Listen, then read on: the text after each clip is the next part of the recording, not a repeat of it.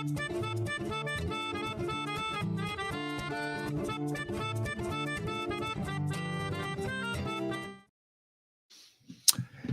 everyone, welcome to Steel Wars. I am Steel Saunders and I do love Star Wars and not changing the frame so you can see us.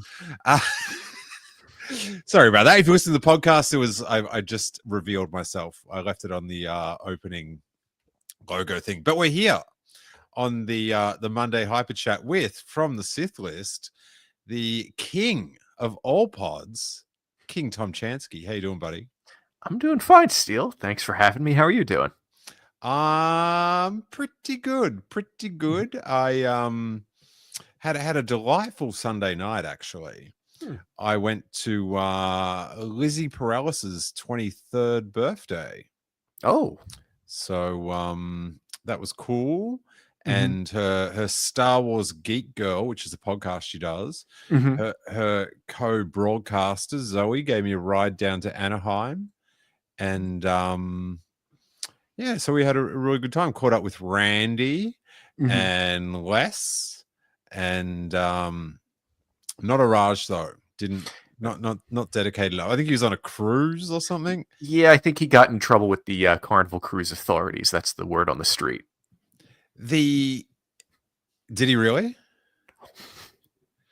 Oh no, because he's I don't know how much I should say, but he does have a bit of a smuggling operation going to go on these boats. Yes, we talked about that on a recent Sith list, and then Hawes and Steve on the High Potion were talking about some conversations we had in a stream over the weekend about what Araj could and what trouble he could get into for that, and whether there is a jail cell, a slammer, if you will, on the Carnival cruise ships, and how much trouble he would get into if he was found out.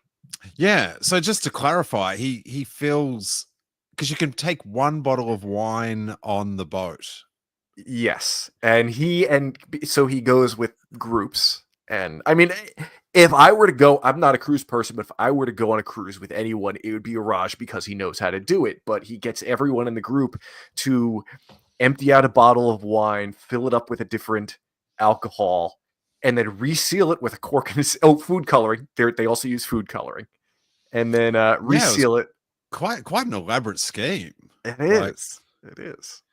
Like, what happened to the old just wedging it between your butt cheeks and hoping for the best, huh? That's how I smuggled stuff back in the day. Yeah, I didn't. I think this is a bit more comfortable. Got you. All right. Well, Turbo's straight onto it. So, welcome back to the pod. Thank you. And I'm guessing you're not heading to Japan? Sadly, I'm not. I was looking into it, and for a while it was looking like I was going to, but things happened. I got cancer. I was treated for cancer, so that kind of pushed everything back. So they don't let that into Japan. Great policy. No, if you could invoke that, that's a great policy. Yeah, that would be. No, it was just, it kind of moved things around, and yeah. So I'm gonna be hoping they stream everything, or keep. I reckon your chance of full recovery is far better than that, buddy. I think so. I think we need a Raj to talk with some people on how to smuggle cameras into some of these panels. You just talked to Corey about that. Yeah, that's true. That's true.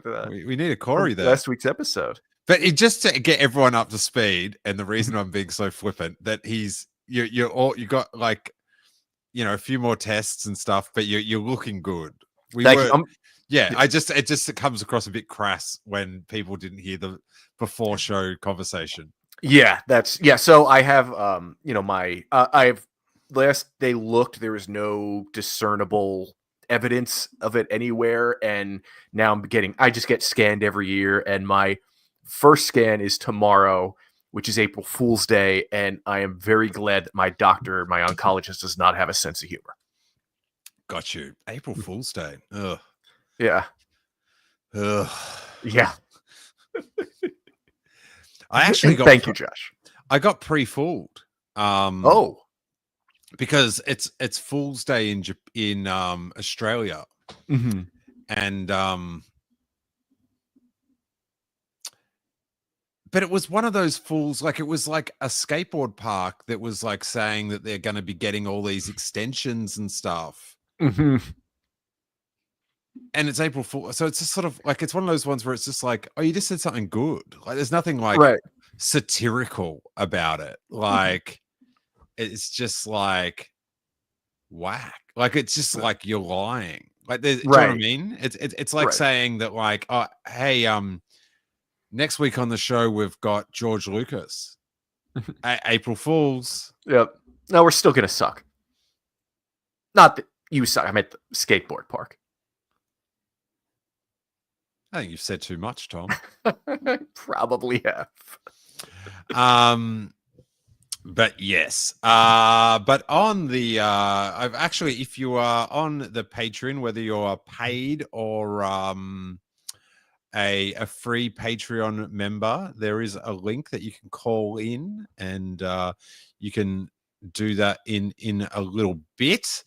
But on the docket, we're going to be talking about the Mandalorian's low budget.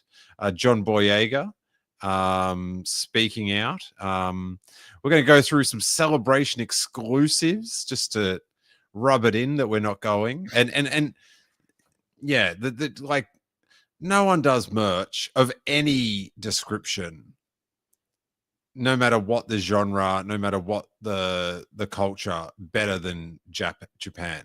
It's just, and then we'll also complain about panels that people can't get into that we couldn't go to anyway because we're not going. And Tom is going to give us a bit of a an update on books and things. Yeah. Yeah, sure. All right. Nice. All right. That's why I'm here. No, you just here to chat, really. That too. Yeah. But so there is a new documentary out, a 2-part documentary series,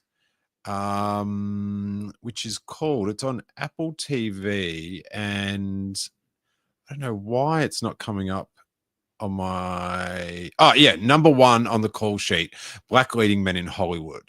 And it goes through all famous black actors and that thing of getting number 1 on the call sheet, which as an extra, like, they should be doing a documentary on me, like, not even mentioned on the call sheet, like, do you know what I mean? Yeah. But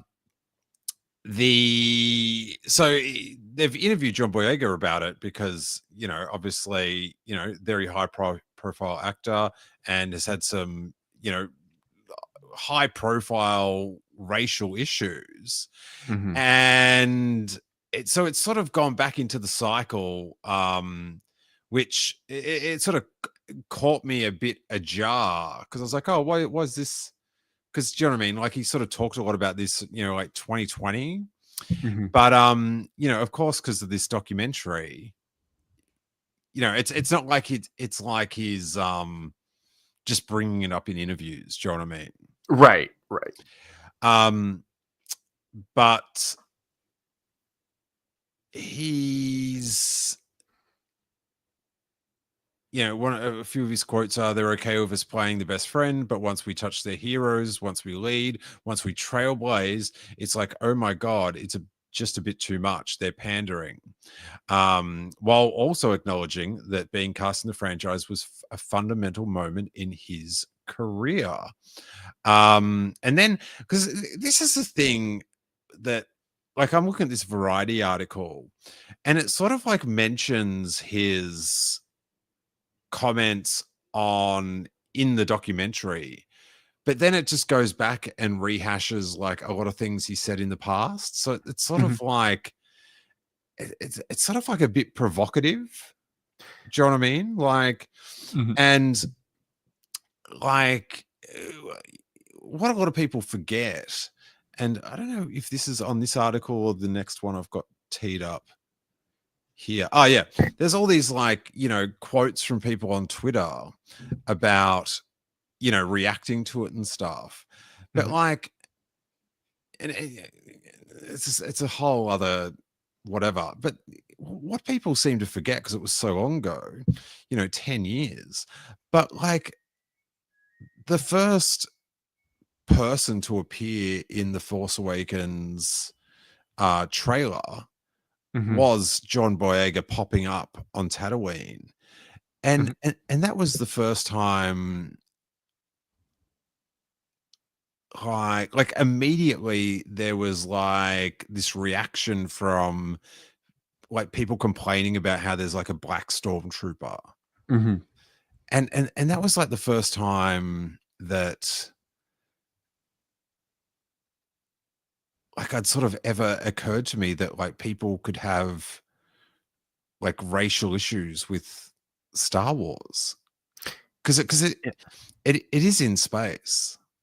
Yes, and you would think there are diverse aliens and humans of all types in space and in Star Wars, and I think to most of us it would make sense that there are, you know, black stormtroopers, because we know there were no clones in the original trilogy. And I think, like you said, it really brought out the ugly side of the fandom complaining about that. And then not only did they lead off with him being the first person you saw in that first trailer, but then in the next trailer or future marketing, they showed him with the lightsaber. Yeah. And, you know, he is the guy carrying the Skywalker saber, or Anakin Skywalker's lightsaber. And I know that moment and that story idea meant a lot to fans of color. And I think it brought out that ugly side, but also it might have let some people down. I think it did let some people down when he kind of was shown as a handoff to Rey. But then in the following movies, they didn't really seem to know what to do with him, or it wasn't a consistent story where, you know, the Last Jedi was about Finn learning the ways of the galaxy, but then all of a sudden in Rise of Skywalker, and I think the Variety article, or one of the articles, mentioned how he spoke with JJ and he didn't want to be the guy who's always falling down. And so JJ tried to give him more, and they hinted at a Stormtrooper rebellion, never got to that. But it's like all of a sudden Finn is Force sensitive. And I don't know that they were ever consistent with what they wanted out of the character. Yeah, well, they didn't know. Do you know what I mean? Like that's the, you know, it's that's a whole other like less meaningful rant at the end of the day. But I just like looking at just looking at these tweets, like I got this BuzzFeed article, and you know, like I don't know how well he's quoted from the documentary or not, and you know, he's talking about like racist Star Wars fans, and like, let's just like, you know, I think we can all agree, like mathematically, that if you're complaining about how there's this black person in the trailer, that like there is an element, like, do you know what I mean? And like so many of the like these tweets are just people like getting offended that like, oh, you know, I like the, you know, I wanted them to do more with it, and this is how you repay me, but like do you know what I mean? That like he's grouping everyone together, and that's, I don't know, that's like a fool's errand. Like don't like don't get caught up in that. just like, you know, if he's getting misquoted, or, you know, maybe he didn't speak in like statistically correct manner, like, do you know what I mean? Like, like people are sort of reacting to like the quotes rather than the recording. Right. And I don't know of anyone who's actually watched the documentary. I know I haven't seen it. No. So we're relying off of what the reporter is saying. Yeah. And then there's other tweets where it's like, oh yeah, no, the reason I didn't like it was because of a Mary Sue. And it's just like, oh, okay, well, you're not racist, you're sexist. You're like, sexist, yeah. You know, and you're using a catchphrase that was started by someone that was, you know, he got sort of run out of Hollywood for, you know, rape and psychological abuse allegations. So, you know, he coined the phrase. So, yeah. And I think that some of this, like the was it the BuzzFeed article with all the Twitter, it's like they're mining that for clicks, but it's also dredging up that racism and sexism. And I mean, we all know that it's there. And, you know, over the past 10 years, I don't know that anyone's come up with a great solution to for us fans to deal with this. You know, we can't confront it head on. We can't ignore it, but it's there. And we have to say, this is not us. And I do think that Lucasfilm needs to do a better job of standing behind their actors and their talent. Yeah, for sure. And one of the tweets was John Boyega is 100% right about Star Wars and some of the fandom. By the way, can we make this clear before certain content creators try to spin it? He said some Star Wars fans, meaning not all. So, yeah, do you know what I mean? Like, you don't have to get, like, don't get suckered in. Do you know what I mean? Right. That's a way to the dark side. That's why we need Yoda to come back and guide us through social media. Yeah. You know, I think that would be an interesting outlook to have. I think we need we need someone smarter than all of us. That's for sure. But I do have to say, it was it never occurred to me at the time how disappointing him not being a Jedi was in The Force Awakens.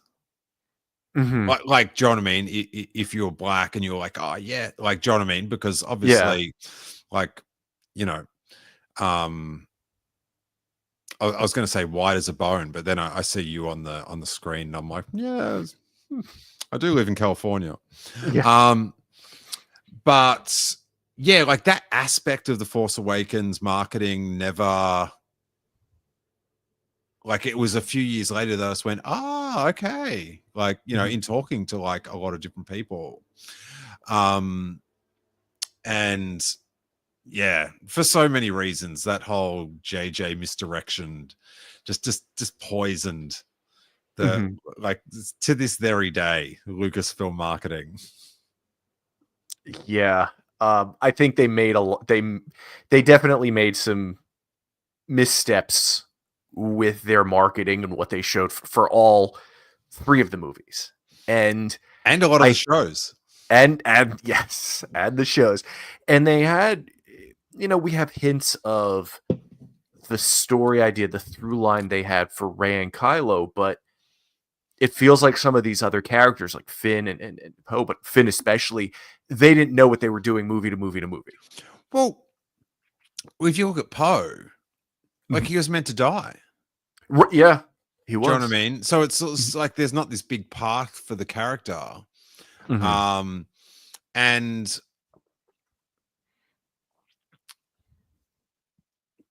like, you know, this is like just rehashing old things, but like, you know, you go like, you know, oh, George Lucas didn't have like a full path, but, you know, kind of did. Like, you know, like Han Solo, the Poe of the thing, it was like that in the end he would give himself up for the greater good. Do you know what I mean? Mm-hmm.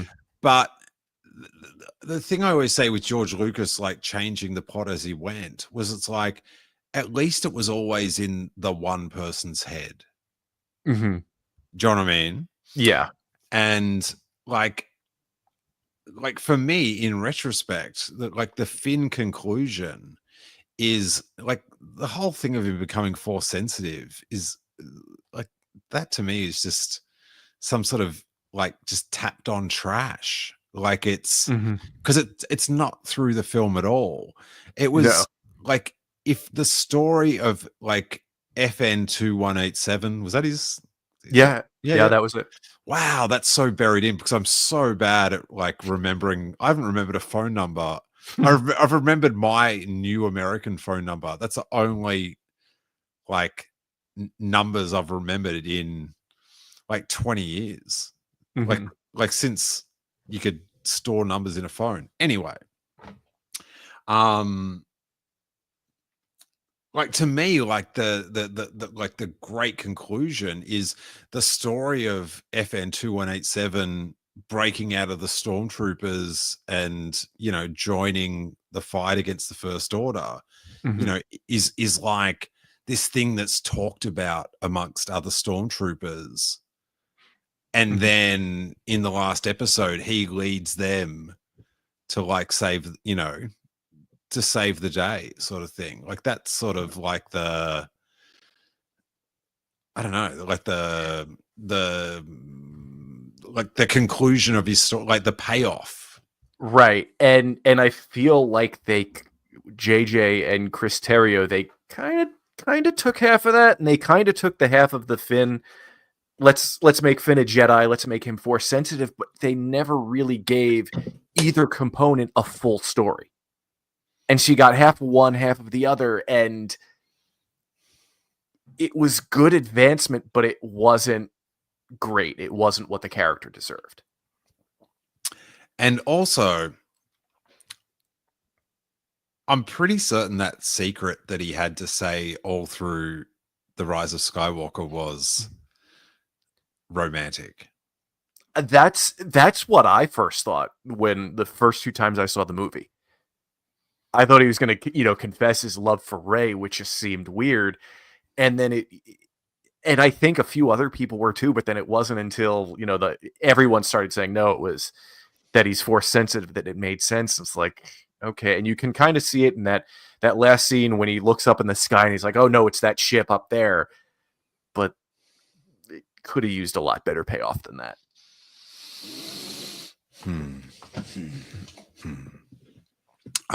But it's good of us to turn a huge real world problem into a complaint about storylines. Yeah. But some of these tweets in this article, oh my stars! It's just like you petty little men. Mm-hmm. Yeah. If bad people could complain about the littlest things, they would.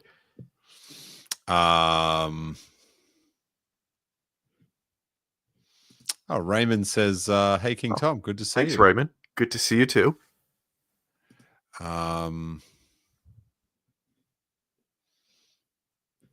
Robert Greaves says Lucasfilm really needs to learn to stick to their guns and stop swaying with every bit of cultural backlash they get.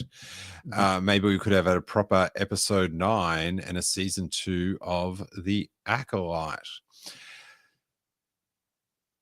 I would love both those things. Yep. Oh, Mike's here from the Mike Hinton. Your daughter's a great Uber driver, Mike. I'm actually going to be on the Star Wars Geek Girl podcast this week, so some sizzle, some extra sizzle. What about wait, whoa.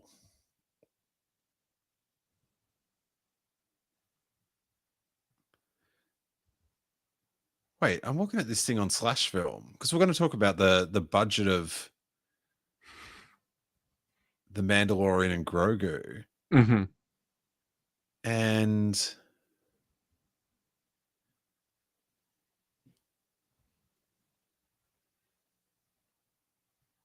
they're saying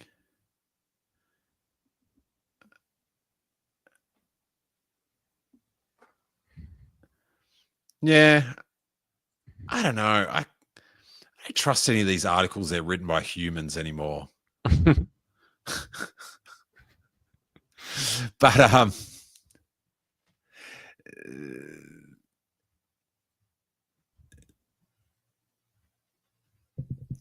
so it's been reported the Mandalorian and Grogu. How do you feel? What's your temperature on the Mandalorian and Grogu film? I'm gonna go see it opening night in the theaters. No, that is that. See, that's bad. That is not like I know you're going to do that, Tom, because you're on a Star Wars podcast. Do you know what I mean? Yeah. But what's your feeling? You don't have to Okay. like. Okay, I think we will get a solid but unspectacular story. Thank you. And I think it'll be a fun little adventure. It won't be particularly deep, but it probably will advance the whole story of the Filoniverse. Please call it the Mandoverse. The Mandoverse. Okay, sorry. It will advance the Mandoverse. The reference verse. Yeah. The stories from under the cowboy hat. The R5D4 verse. Yes. The fact that he was in the back of that scene with the cowboy hat on. Yeah. The arrogance. Yeah. He seems like a nice guy. He does. But that was just high on your own supply on that one.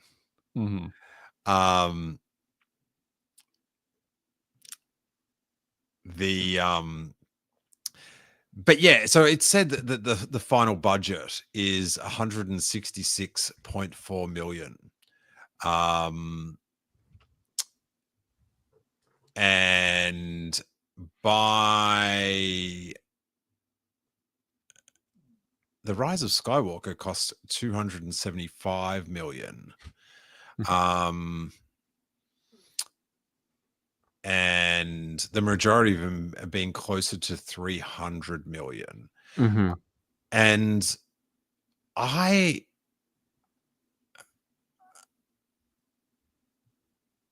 am very concerned for this film.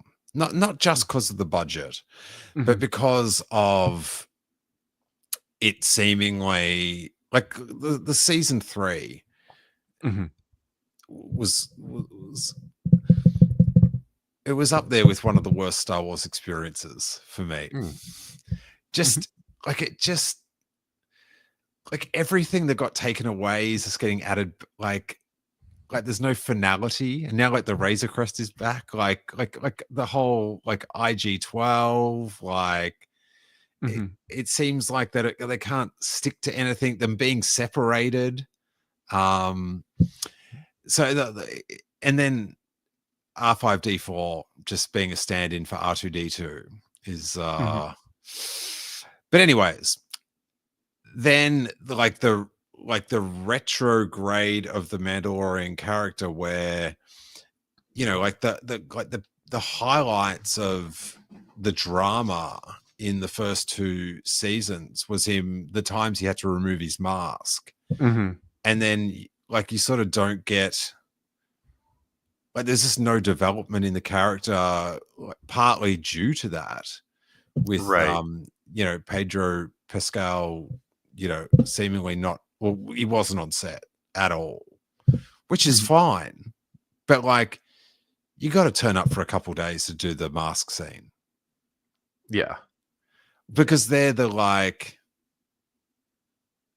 do you know what I mean? That last scene in like season 2, like like the look on his face as Grogu got taken away for 0 episodes of the show, like, but at the time was so poignant. Like It was. Even without Luke Skywalker showing up, if it had been Plo Koon, it still would have been a great moment. The way he took the helmet off and the emotion that he had, that you were able to see, it was great. And you're right, season 3 did backtrack to before that point for the show.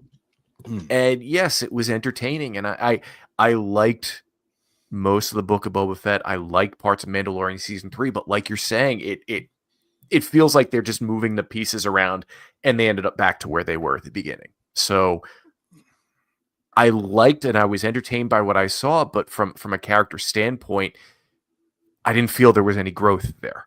They accomplished something, but what was the growth? All right, Robert Graves dropping some hard truths here. That would be. Imagine the hype for this film if Grogu was still with Luke at this point. Would you expect to see Luke in it then? Well, they could have just gotten back together at the end of the season. Yeah. And that's the thing about like the continuity throughout it is like the way that season 3 ended, where they just like got their little homestead, like bizarrely he's relaxing with his helmet still with his helmet on. Yep. And then it does that, whatever that the iris in the yeah. Yeah. The which they oddly also did in the Indiana Jones film that came out around the same time. Yeah. But like that's not like this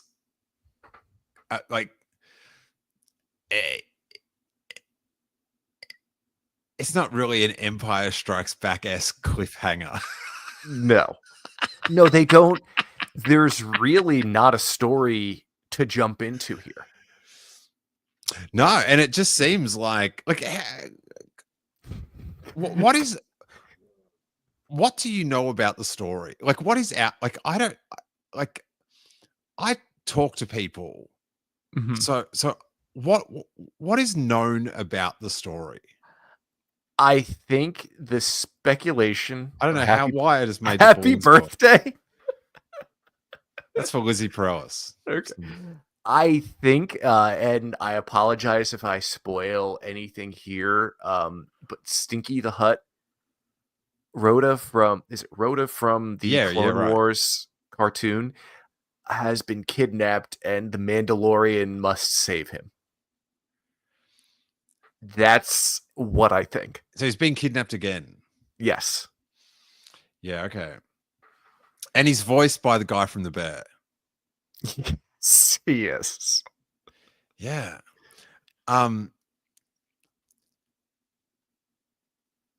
Yeah, everything I hear off the record like doesn't like go, oh nah, but like how they're doing it is like it just sounds like a Mad Magazine article. If I have mixed feelings, because on one hand I want to get the best Star Wars we can. On the other, I think that it's good for them to try different things, and if it's going to take something that has, if they can do something decent with a low budget, I think that's good for them. I think that's good for the franchise, and they don't need to expect everything to make $1 billion. Yeah, but like it just seems so uninspiring. Like when you think about, it conjures up, like talking about like The Force Awakens and all that, it conjures up all that time of like after the film, like, oh, what does this mean? What does that mean? I can't imagine analyzing. Like, it's just like, hey, maybe they put all this stuff in that's like, oh, what, like, it adds to the, I don't know, the galaxy or whatever, where you think, but I can't imagine doing much thinking afterwards. Mm-hmm. But yeah, but hey, we've got Jason is he's got his phone out. We might get car sick with his ways wiggling it around, but I'm going to add him. Okay. Jason, what's going on, buddy? No.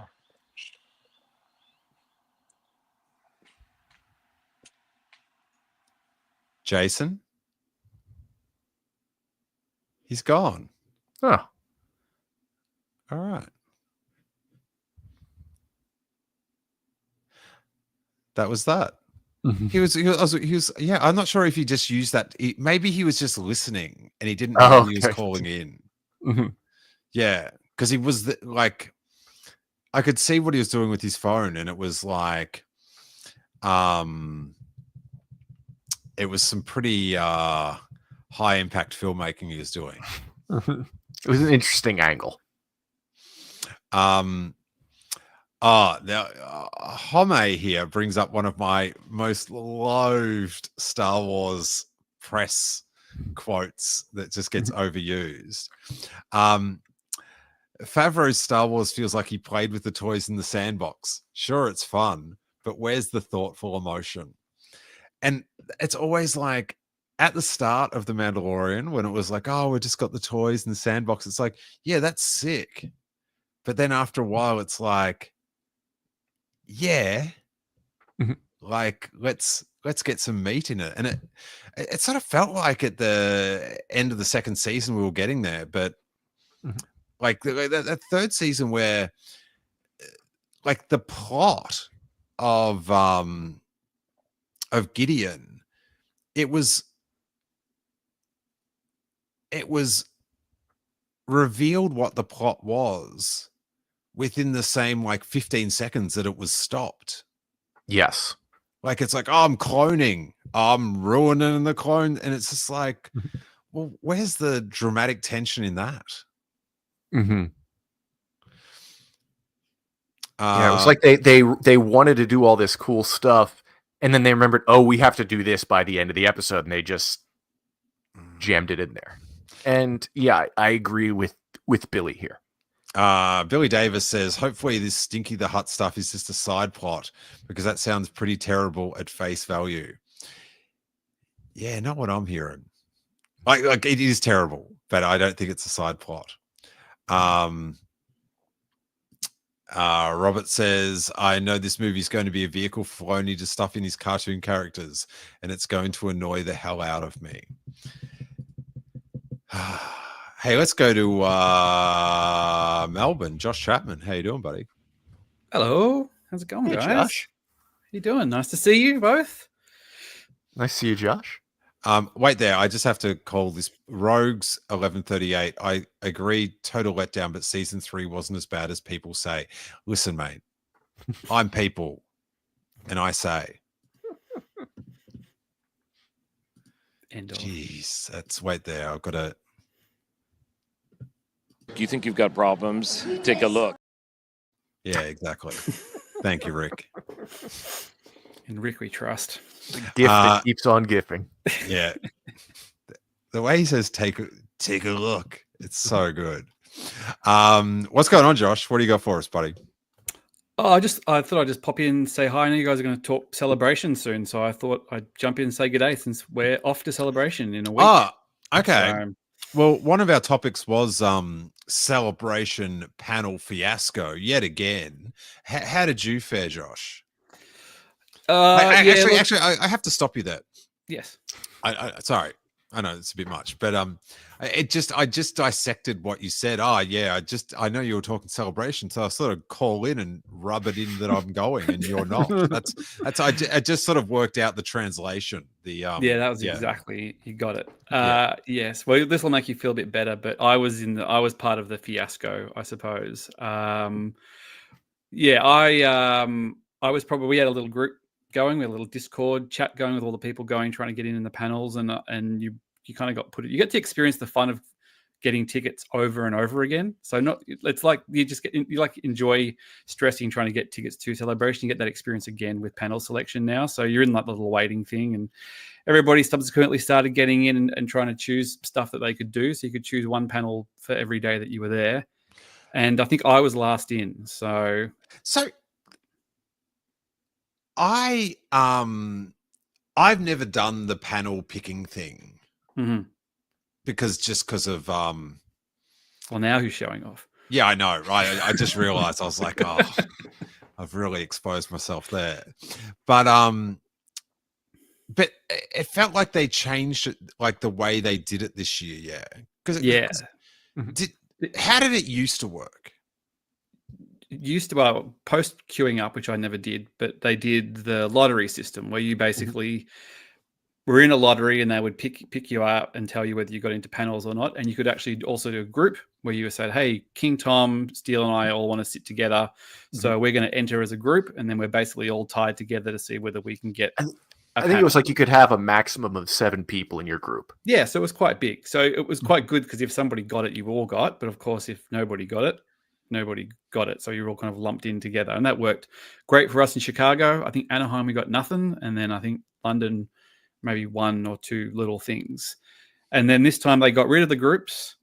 And they basically said that every ticket, every pass that's bought gets an opportunity to book 1 panel per day that you're there. So if you're on a 3-day, you get 1 per the 3 days there. If you're there, get the 1. You've got to queue in, and it basically it was almost like the ticket thing. You had to select from the different rooms of what was available, and then you added it to your cart and you got through. So if you managed to get in early, they said it was a random. You get in at random, and if you managed to get in, you could basically. So if you got in early, you could pick 3 things on the Friday, Saturday, Sunday, and away you go. Okay, so just to clarify, you just had to have logged in and had your picks by a certain time.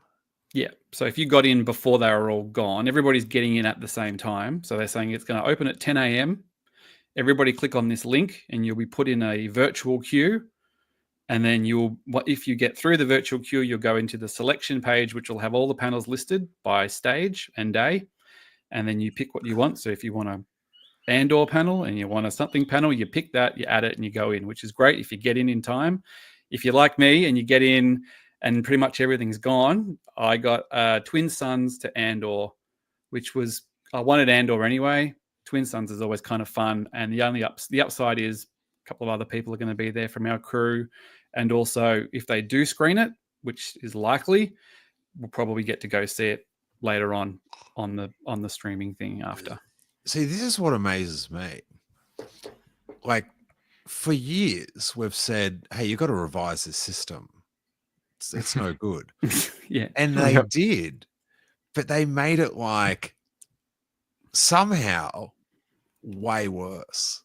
Like not only like do you now miss out more, or maybe you get it and you can't go with any friends, but then it also adds tension to the process and the like I gotta click, I gotta like you get to like instead of just getting an email, you get to live out your discipline on the trip that you're spending thousands of dollars to go on. And it's further away too, because I think the lotteries were like a week before, maybe even less. I can remember getting off a plane and going, oh, I got into or I didn't get into anything. This is like 2 or 3 weeks out. So you've got 2 or 3 weeks out to stew on it, basically. And can't you not trade, or the new panel reservations are non-transferable, I think?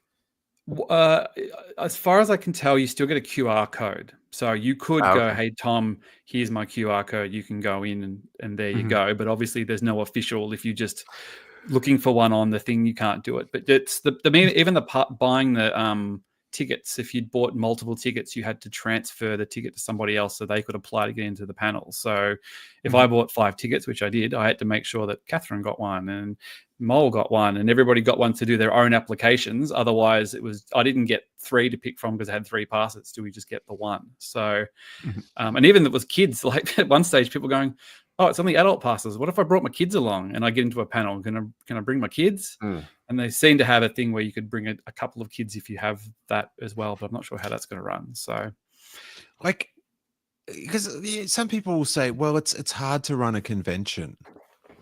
And it's like, yeah, that's why I'm not running a convention. But you are. So do the hard stuff. Like, this has been going on for, like, when was the first, like, Chicago was the first one with the lottery because we never queued up any of the other ones. Yeah. Like, you've had all this time to develop, like I don't know how you write like a thing, but like the simple thing is you list in order of what you want to go to. You send it in. And then they do all the first picks. Yeah, they've kind of done half the system where they've done they're allocated, trying to allocate, control allocation, but then they've taken the other bit out of assignment. So they've just made it a free for all, basically. Mm-hmm. Yeah, but like you pick out, like everyone gets their first pick. And if that doesn't work mathematically, then the people that haven't got a panel yet, they then get their second pick. Yep. Like, do you know what I mean? Like the fact that some people get like 3 panels and other people get 0, like it's. And that was really because if you clicked on in time too, it wasn't even, it was just people got, like, I just waited. I was looking at the messages and people, luckily our friend Catherine got into the Andor panel on the celebration stage. We're all like, woo, well done, Catherine. But I'm sitting there going like, well, I'm still looking at the things spinning around. Well, the discords and the things are going, this is gone, this is gone, this is gone. So you're just watching it all drip away while you're just sitting there seeing if you're going to get let in.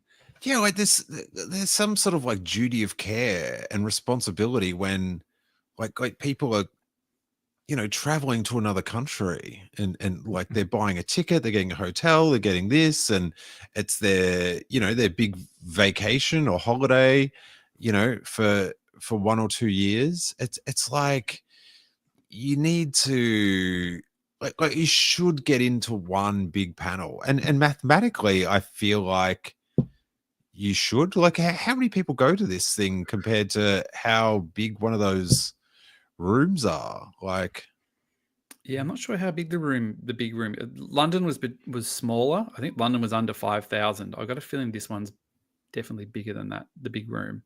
The one London in Chicago seems really big. Yeah, well, that the one in Chicago was like stadium. It was like the NBA basketball. Yeah, you've got a lot to learn about American sports. Absolutely. But don't be in any rush. Sorry, Tom. Yeah, it's just like, I don't know, get it right, but you're taking way too long. Like it's like it's been years. When was the Chicago one? What year was that? 2017? 2019. Oh yeah, 17 was Orlando. Yeah, right.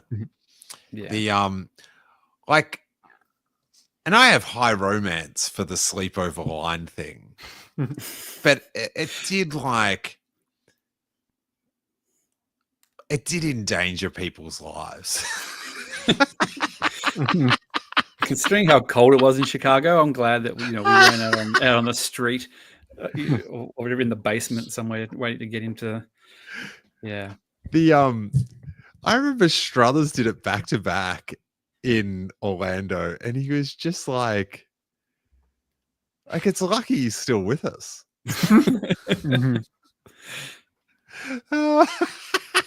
God, he was so tired.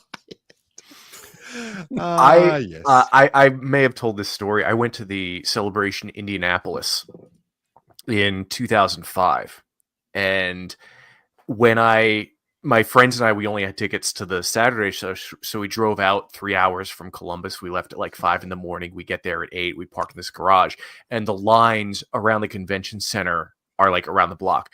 So park at the garage, walk across the street. We're getting ready to go to the end of the line. This door opens up, and the security guard starts waving us in. They check our badges, and we have to go. Like, we can't go into the convention center. We have to go right into this auditorium. And we get seats in like the middle of this auditorium. We don't know what's going on. It's the first event of the day. But were you like this? I'm super excited to see what you and your team created. Somewhat like that. Okay. We find out it is the big panel of the day, the George Lucas Revenge of the Sith presentation. And there were people waiting. Sorry. There I were get people packed away with the rest of the Galactic Star Cruiser. Yeah. There were people waiting there overnight. And somehow we managed to get in just because a guy opened the door at the right moment. I think Chicago. I seem to remember because we were in the big room for Revenge of the. No, what's that last one called? Rise of Skywalker. And they had the QR codes, and I seem to remember them not even looking at the QR codes. And No, just they kind of didn't. like rustling people in, and then people were kind of going, "Oh, well, let's just screen capture it and send it to our friends who didn't get in, and then if they do end up looking at them, they can have a look afterwards." But and even worse is when you're in the stadium thing, and it's just like there's 50 seats there empty. yeah, It's if the DJ isn't annoying enough, oh, Slim's you McKenzie. think you're going to DJ Elliott over in Tokyo? I hope he get his Japanese equivalent. I would much prefer that. I would too. I'm majorly checked right now. sorry. They love DJ Elliott, and I don't mind it when he's just playing music. It's when they like the talking on stage, and they're like, "Hey, let's get excited." It's like, bro, we're here. We're 3 days deep. Like we'll be excited when someone comes out to show us do you know what I mean? We don't need to do the right. Let us save our energy. Like we like when they say we're going to show you the trailer, that's like I'll be there for you, bro. Don't worry. But and also kudos for him for trying to start a rave at 1:30 in the morning. That was the best. Oh, just the booze. Do you know what I'm talking about? I think I've Wait, heard the booze story. as in smuggled in wine bottles, or No, the anti-cheering booze? No. When the lineup for like the Orlando, it would have been Was that Last Jedi? I don't know if it was the Last Jedi, Yeah. or it was the 40th or whatever the anniversary was. But yeah, he came out at like 1:30 in the morning, and we're up, we're podcasting and stuff, but a lot of people are asleep or trying to be asleep, and he comes out with like this mobile DJ system, and people are like, boo, and Wow. Fun's here. if the music didn't wake him up, me laughing sure did. It was stupendous. It was so good. Billy Davis says it was the 40th anniversary.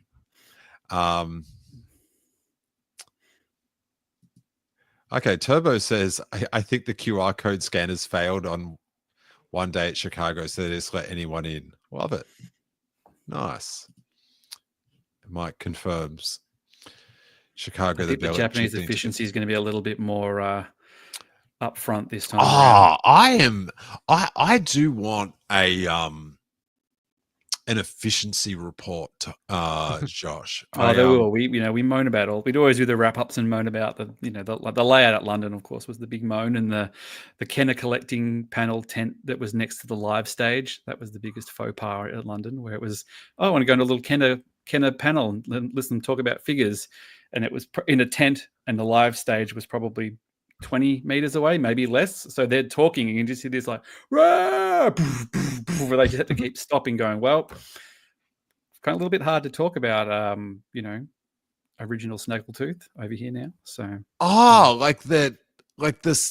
the sound of it was just next. Like they had the show floor, and the live stage was there, and they had this marquee, like a tent with some chairs in it, where they were doing a smaller panel. It was just a Kenner collecting one. It was right there, like just off the floor. So you sat in, you couldn't hear anything. So I don't know because people just scream at those. Yeah, because like the Star Wars show thing. Is that what you mean? Yeah. So whoever walked out, Rosario Dawson walks out, everybody loses their minds, and you can't hear anything. And you can't hear Gus Lopez. No. The yeah, get it right. Get it right. All right. What have you pegged any exclusives that you're aiming quick for? look. I haven't looked too closely. I'm taking my daughters on the last day, which will be interesting, on the Sunday, because we're going as a family to Japan, but I'm going solo the first 2 days and then taking the girls on the last 2 days. And I did see some sort of cute little plushy sort of stuff. But as a man who's walked away from Black Series, and As a especially exclusive man, ones, as a man that's walked away from Black Series, what an oxymoron that is. that Hasbro, the last two celebrations have been absolutely hopeless with their exclusives. They haven't even had them on the, available to get. You have to get a little coupon to send away and blah, blah, blah. They've just been shocking. It looks like this one's actually going to be on the floor available. Well, they do that now at Comic-Con. And it's just like, do you not get what enthusiasm and excitement means? Like, I don't want to get it 3 weeks later. They wouldn't ship. They didn't ship. The other ones didn't ship to Japan either. So Hasbro, if you were Japanese from Japan, if you were in Japan and because they had a little card, they wouldn't ship to Australia either. They're like, hey, if you want the exclusive, this is you put the code in. Oh, we only ship to USA and parts of Europe, so they didn't ship to Australia. They didn't ship to Japan at all. Wait. So at the English one, yep, you couldn't get it sent to your house. No, only if you're in certain places, and Japan was one of them. So they have to have it in place here now, because you could have been in Japan, and unless they've changed their shipping, you actually wouldn't be able to get it in the country the con is on. So I'm assuming that's why it's going to be on the floor. Or what about just common, like the actual, the memory of, like, do you know what I mean? Like, yeah, I mean, I've got the Phantom Menace ones from Chicago still up on my shelf, just because I happened to be walking past the booth at the time that they were clearing out the whatever was left after they'd done the allocations and stuff, and they're pride of place. I'd love another one like that. So yeah, that's why I have got the I don't know what one I've got from the Phantom Menace actually. I don't know if I've got Obi. I think I might have. Is it Obi-Wan and Darth Maul? Were they the ones? Yep. But like at Comic-Con and stuff, it was the thrill of like getting the First Order Stormtrooper like at the convention and having it and showing it to people and stuff. It's sort of like that's the value added, like the adrenaline rush of getting it there, like getting it sent to your house. What exclusive means it's literally what exclusive. It's exclusive to the con, and so yeah. But I hadn't even thought about like that you couldn't get it sent to your house. Like, do you know what I mean? Like, yeah, I went up twice, and I was, the Revenge of the Jedi one that they had, the Vader one was all right, but I sort of asked them like, oh no, we can't. I'm just like, mate, you're killing me. You're killing me, Hasbro. All right, how do I get this? Right there. Oh, there we go.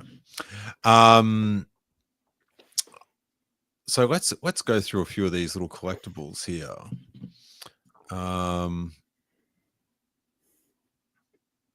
What time is it in Australia, Josh? It is 4 p.m. So I'm technically working. If anybody, that's what I was just yeah, I'm at home today, and it's a little quiet because I'm on holidays from next week. So things have slowed down. So I don't know if you're on holidays from next week, buddy. It might be holidays forever. Yeah, I'm not careful. You're not judging. I think you might be on holidays. Might have already begun. All right, so let's go through some of these exclusives. And oh wow, the photo here is amazing. Can anyone pick up the amazing little Star Wars collecting reference in this photo of Star Wars limited edition wireless earbuds by Audio Technica?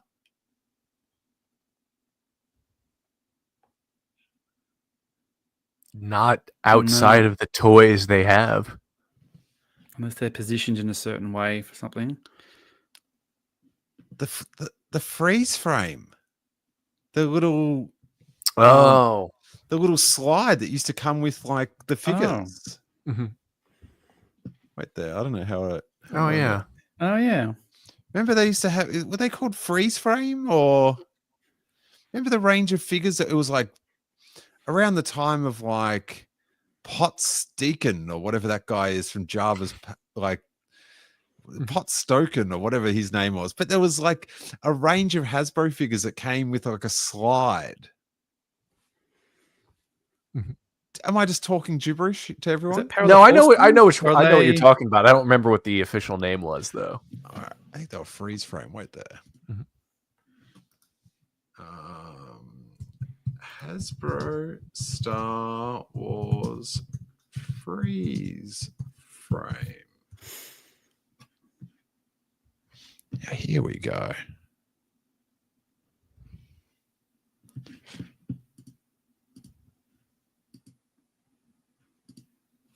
Give me 2 secs. I get this on the.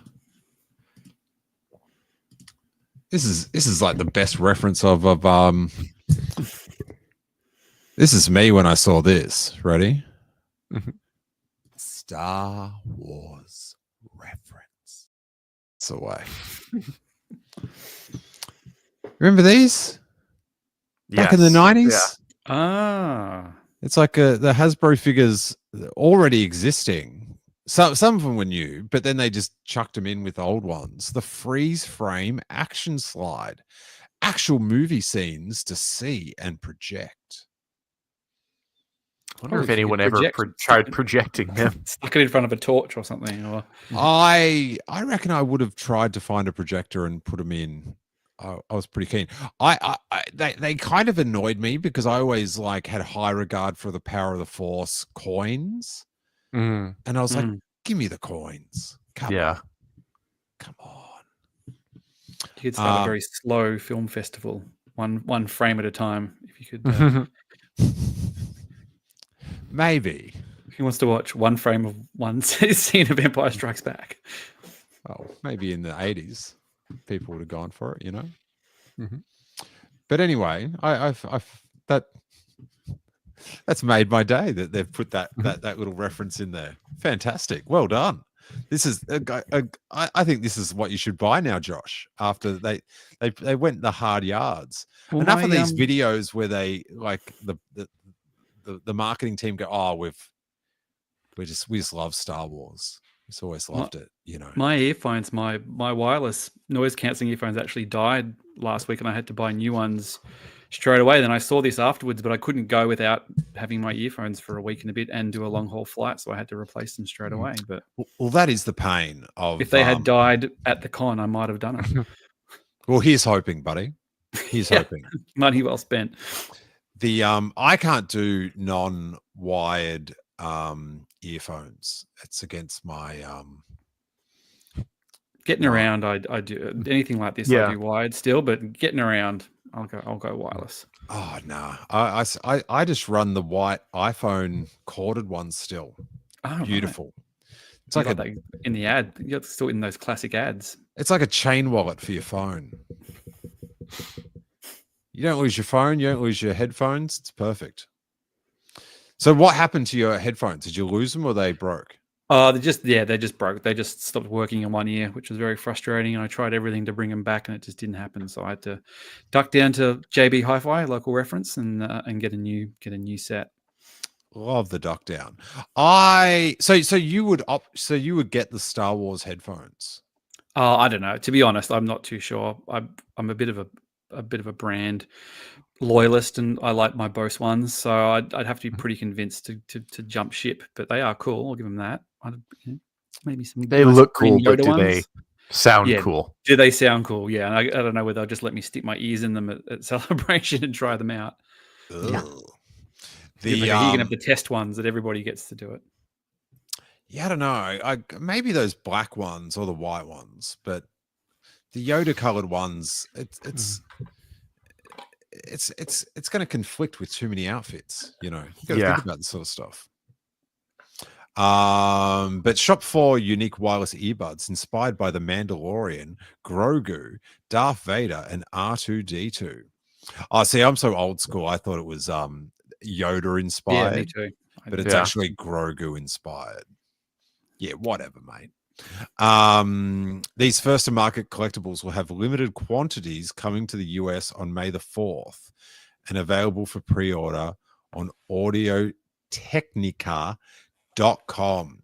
You reckon these limited quantities are gonna be less than the demand for the headphones?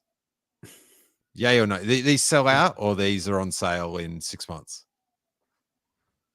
Probably certain colors will be on sale for a while, I'd say. Yeah.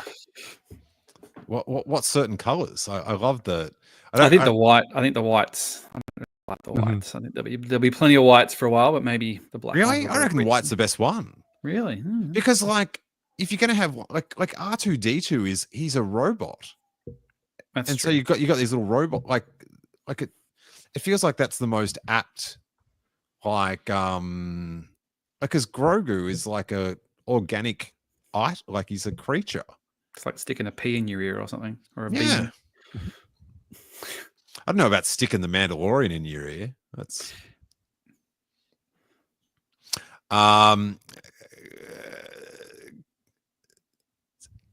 okay. The audio technical ones, like it's like, well, you're doing headphones. How because how I'm judging all these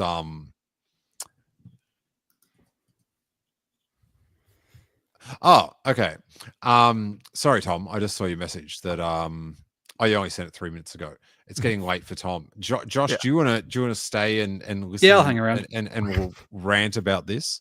Yeah, we'll talk about you when you're gone, though, Tom. Sorry, if that's the way it is. I'm fine with that. Oh, Catherine says her Audio Technica microphone is good. There you go. I can confirm she's on a lot of my podcasts, so she always Yeah. comes through clear. There's a plug. Yeah, she always sounds good. And Catherine always said, staying on brand, where's my Cassian Andor merch? It's probably surrounding you right now at your desk. I would imagine, Catherine. Tom, sorry, I didn't realize we could possibly go this long. We ended up having a few things to talk about, didn't we? Yeah. But give a plug for anything that you need to plug. You can find me on the Sith list, and I'm on Blue Sky at Tom Chansky. Excellent. And the Sith list, one of my favorite listens every week. Thank you. I do have to say, Okay. so Araj is telling this story last week about in no uncertain terms, heroically jumped out of the car to try to move this giant rock to help humanity that had fallen down this mountain. And he's talking about how my bum is sticking out of my pants. But I need to make it clear. I had boxer shorts on. All right. There's no skin to be seen.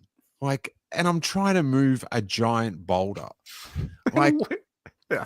I just need that out there. Okay. It's like boxer shorts. It's like shorts. They're shorts.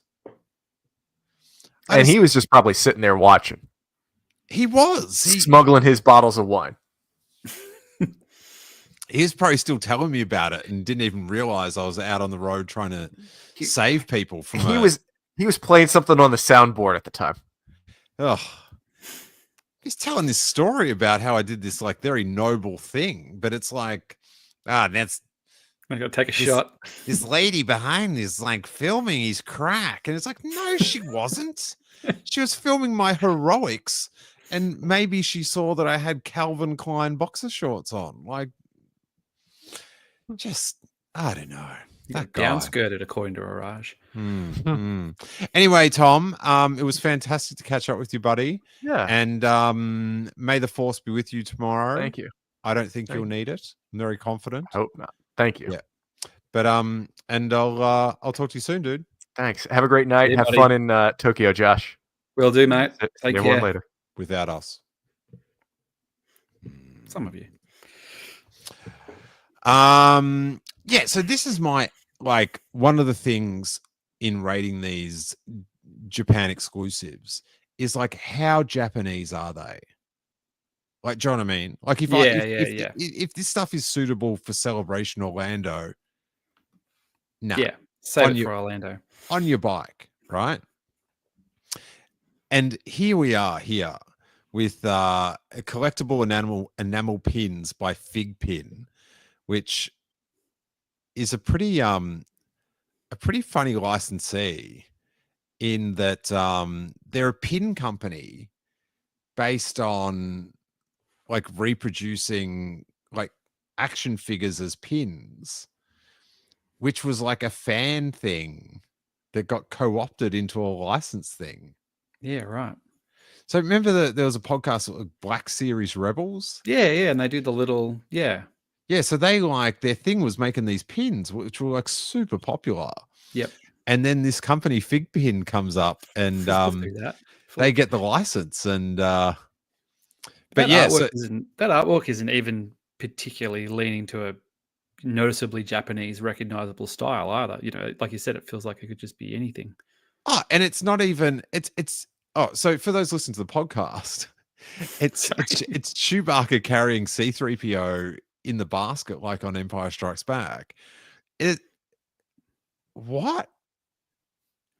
The moment we've all been waiting to revisit. It's why are you doing something from Empire Strikes Back?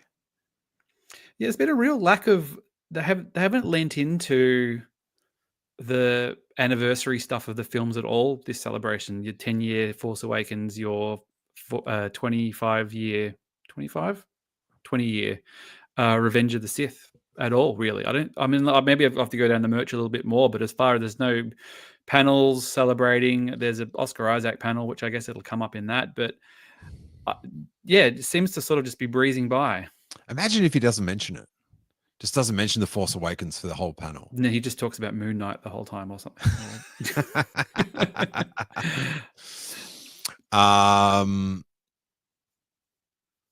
Collectible enamel pins by Fig Pin. A plethora of collectible enamel pins will be available first to market. They love that term, first to market. Featuring characters like Ahsoka Tano, Darth Maul, Rey, BB-8, Greedo, and Jabba the Hutt, just to name a few.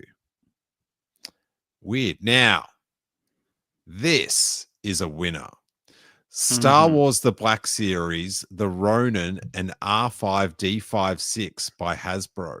Sleek and skilled, The Ronin and R5D56 from Star Wars Visions Volume 1 short, The Jewel. Join the Black Series at Star Wars Celebration Japan. This Japanese-only single-language collectible is available for purchase exclusively at the Hasbro booth during Star Wars Celebration Japan 2025. This is like in the black and white style of that Ronin or the Jewel short, and I think this is epic. Yeah, it looks great.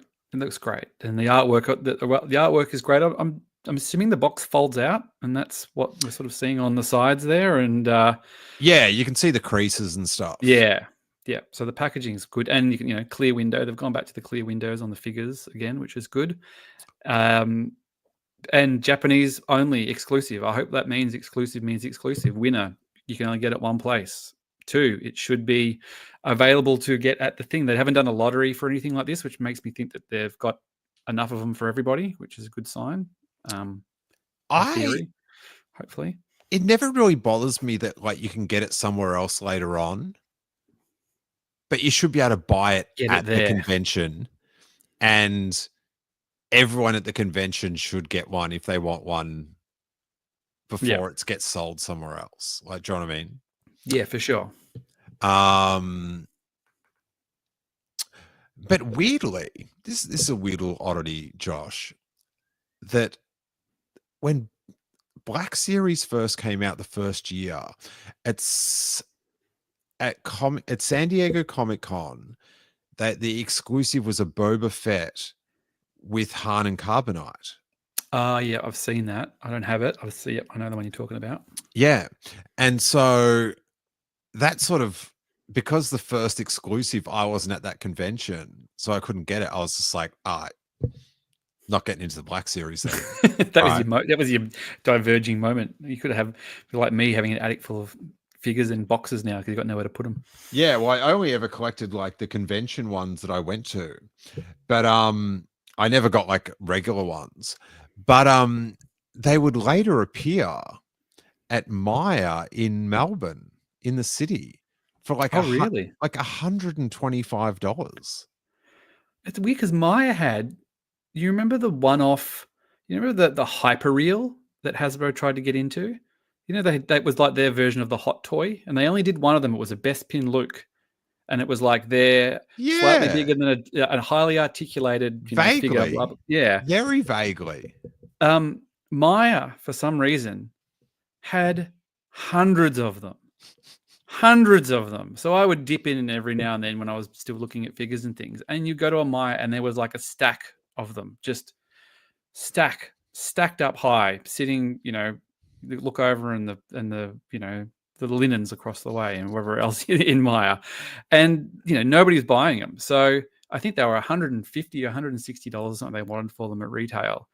And then slowly, they just kept knocking the price off. And I got one for, I want to say $40. Chapman's cheapies. I think it still went lower than that. It's a nice little figure. It's just out of the box on my shelf. But that was just this weird anomaly. But for some reason, somebody doing the purchasing at Maya was like, we got to get in on the ground floor of this hyperreal thing, and we got to be the place to go in Australia for hyperreal Luke Skywalker. All right, so I was like beyond impressed that they've done like this new sculpt of the Ronin and a semi-new sculpt of the R5 D5 with the hat. He's got a new hat. Yeah, right. Yeah.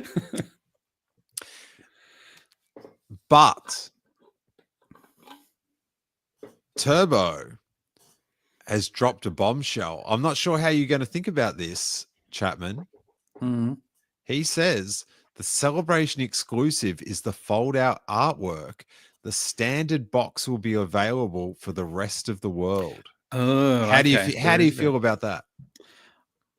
Look, it's not crushing. It's nice that it's got something unique about it. And to be honest, the fact that you can still actually get it there is still supersedes everything, because I've been at the last two celebrations, like I said, and not being able to get them. So I don't know whether I mean that's a lot of shelf space displaying that all kind of folded out as well. I'm not sure if I'd have them. I'll have to figure out where I'll put it, but if I've got room in the suitcase, it'll probably come home. Do you know what it makes me think?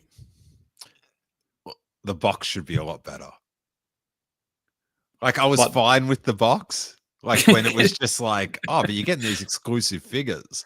Yeah. But now that I know that everyone else gets everything with, it's just like, yeah, you could have done better. So what's on? Have they got a picture of the front, or is it? I'm assuming this is the fold out, and it sort of it'll just wrap around it. Is there an actual picture of no? It'll have something cool on the front. I'm sure I can track it down. Wait there. I'll see if I can. So really, the exclusive is just the extra cardboard they're pasting onto the back of it. It's, yeah, right. Which is sort of. Yeah, I'm not seeing any boxes. Nope. It's not unlike. I guess in the history of the exclusives, like you think about the Force Awakens Stormtrooper. Mm-hmm. Like it was just a Stormtrooper that you were going to be able to buy. Yeah, at Toys R Us, but it was in a sweet box. Yeah, for sure. But the wide box doesn't really do it for, like the fold out box doesn't suit me, but I'm not going, so I'm not buying it. But it is a cool yeah, it ticks all the boxes. Like the actual figure is pretty sick. Yeah, local reference, all that good stuff. In line with the con, very good. Love a good local reference. Absolutely. Now this one, another Star Wars Visions, which I think is I maybe like this one more just because it's an X-wing. Mhm. But it's that micro. Have you ever got into these micro squadron deals? No, I haven't. But I do like the look of that. It even looks a little bit like the classic, the original Kenner X-wing. That's sort of got a Yeah. slightly simplified design on it, it's quite nice and clean. I love the way it's painted up. But Star Wars Vision's Micro Galaxy Squadron by Jazz Wares, tiny but mighty. This first to market X-wing, first to market, is accompanied by its dedicated crew of Car and R duo from the Star Wars Visions Volume 1 short, The Twins. Is it the one with all the yelling in it? That one, I feel like was it with the brother and sister just sort of screaming at each other and fighting on the top of the spaceship and stuff? I'm just trying to remember. I have to go back and rewatch them. Isn't that the one where the X-wing, they've got the lightsaber out and they just drag it through the Star Destroyer? Yeah, it could be. I'll have to go back and watch them. I just like the artwork on the front with just like the Japanese lettering. Like that's what I want. Yeah. Oh, absolutely makes it 10 times cooler as soon as you do that. And I've actually cheated this year with the beanie handout. I've actually put Japanese lettering on the beanies this year specifically for that reason. Oh, you have to. Cool. There's before you go, there's this T-shirt that I got to show you later on. It's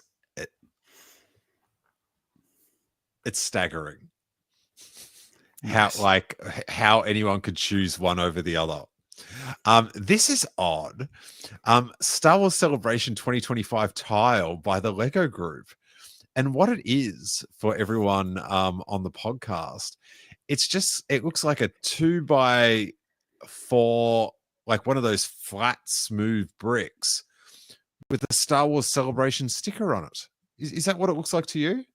Yeah, like, is it the size of like a Lego? Like, can I stick this on my other Lego, or is it like a giant novelty Lego? No, I think it's just like a 2x4. As a gift with purchase. Oh, okay. So if I buy a Lego set, they'll give me a little tile as a bonus. Okay. Available exclusively as a gift with purchase, this commemorative convention tile will be on hand in limited quantities only at the Lego booth retail area.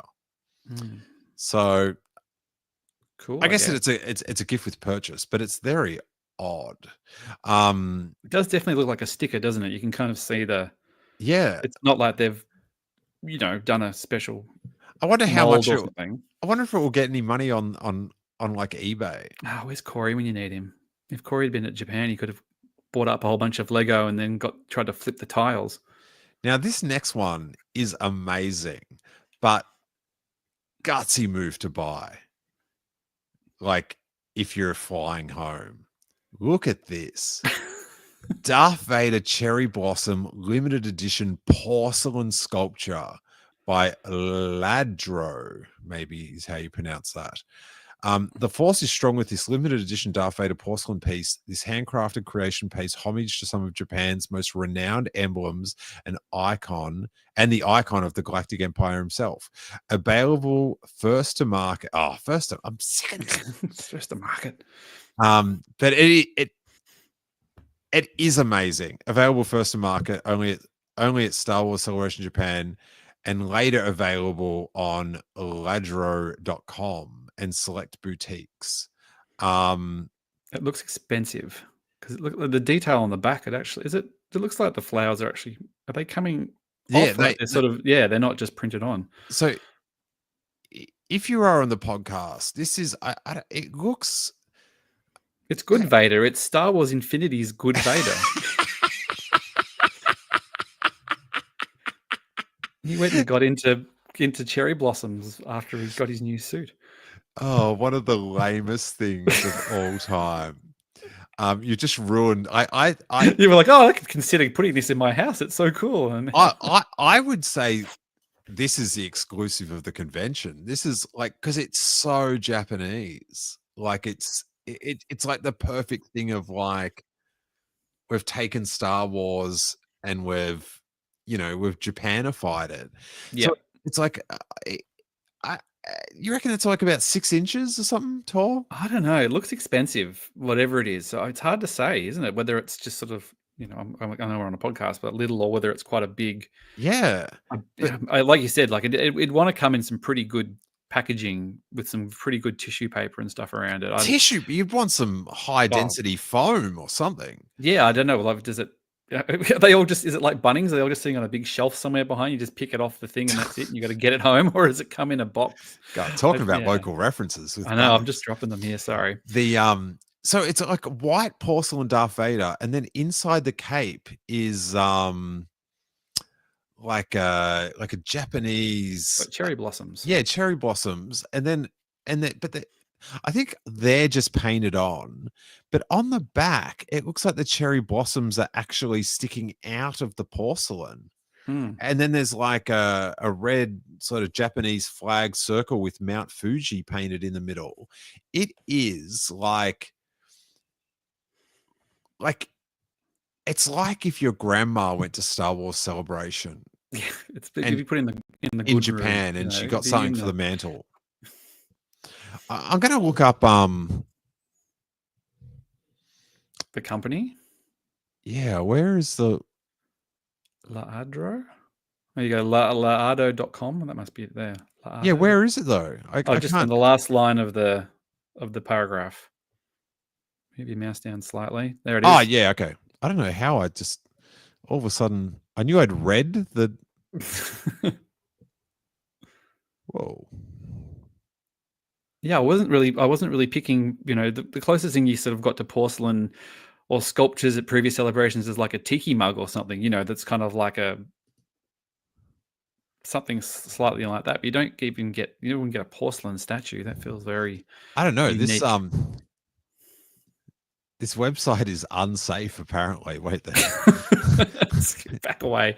Maybe wait till after celebration. I'll see if I just put in. It's not secure. I don't know what's happening. It's like Spectrum. What doesn't? It's saying it's because it's. I don't know. It's not like.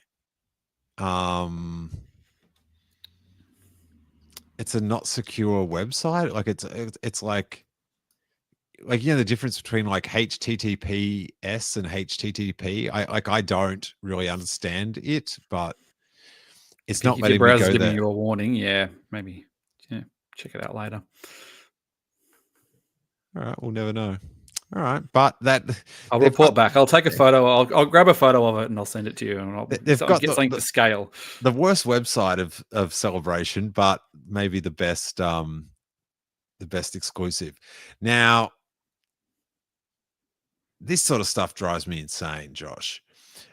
Desserts by Moncrieve, and it's some sort of wafered cookie. Treat yourself to these Star Wars Celebration exclusive chocolate waffle cookies. Like that feels like the end of the day, going into the store, picking over the scraps, and there's just boxes of. I mean, depending what the food options are like, you know. Do you know what it sounds like? It sounds like paying 5 times as much to get some food. Yeah, you're basically just paying for the box that it's coming in, really. And the box is not very. It's just the key art, yeah. Yeah, I'm not sure the thinking behind that. I have been to Japan, but I don't remember it being a big waffle town. But I could be wrong. We could get down to the waffle district. Waffle town. It's fantastic. Yeah, I'm not sure about that. And then you've got posters and pins by Sales One, Japanese posters for both Star Wars Empire Strikes Back and Star Wars Return of the Jedi. Oh, so it's like the manga poster. Yeah, it's like an anime sort of style. Yeah, and it's cool. But, you know, local art sort of. Okay, nice. But again, very original trilogy focused as well. Not a lot of new stuff. But they're just so there's posters and pins. Okay, posters. The poster of that manga art. That's pretty good. Particularly that Return of the Jedi one with Luke holding the green lightsaber. That is actually sick. That's not bad at all. I do have to say the Star Wars art is very iconic to me because I do remember getting the Star Wars manga. I think I've got it somewhere actually. I've got one of them. I have to have a look. This is like a I black picked it and up at a white. market. Yeah, I picked it up in a market in Melbourne, or the Camberwell market that you've been to. I'm Oh, pretty sure I picked it up there. And it was jealous. for a few bucks. I won't dig it out now, but it is somewhere there. The it shows the never before scene of the stormtroopers coming up on the Jawas at night. You know, like really? like the Jawas that they all, you know, they cremate. Yeah, it shows them like the stormtroopers pulling them up at nighttime. Nice. Deleted scenes. All right, that's the end of that. There was another page that had some other. I thought there was some fluffies and plushies and stuff as well, but I'll have to double check. But I haven't shown that to my children yet, that list, so they haven't been badgering me for stuff. No, I've got another. Okay, yeah. Here's another little sheet of first I'll show you one of the craziest ones. Wait, I just have to work out what tab it's on. Jedi News. Where you at, Jedi News? Oh, here we go. This is pretty insane. Star Wars Celebration Japan 2025 Hot Toys exclusive Stormtrooper Cherry Blossom 6-scale figure. And so you've got like the 12-inch Stormtrooper.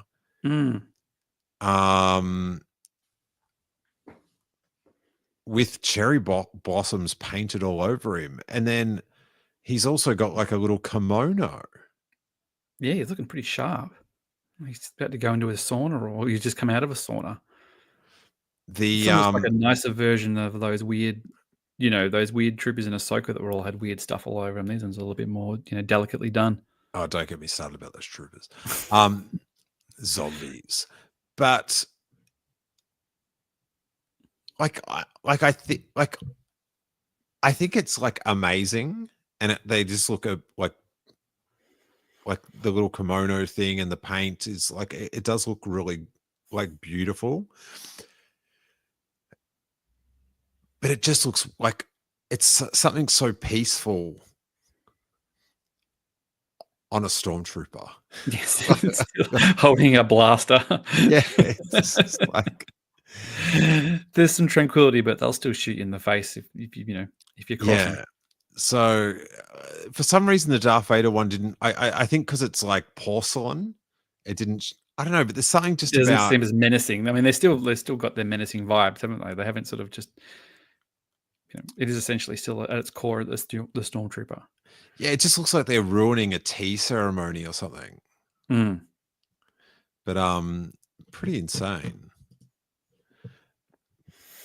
But yeah, some good stuff. Watch the were... wallet.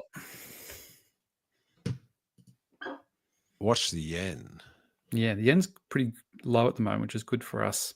Oh, is it? So, yeah, it's better. I mean, I think it's quite as good as it was maybe when we bought the passes, but it's still relatively pretty good. So it's been quite an affordable. It's never affordable, but as far as the cost, even if the 3-day pass and stuff have been way less expensive than previous ones. I love that. It's never affordable. What currency did you buy the tickets in?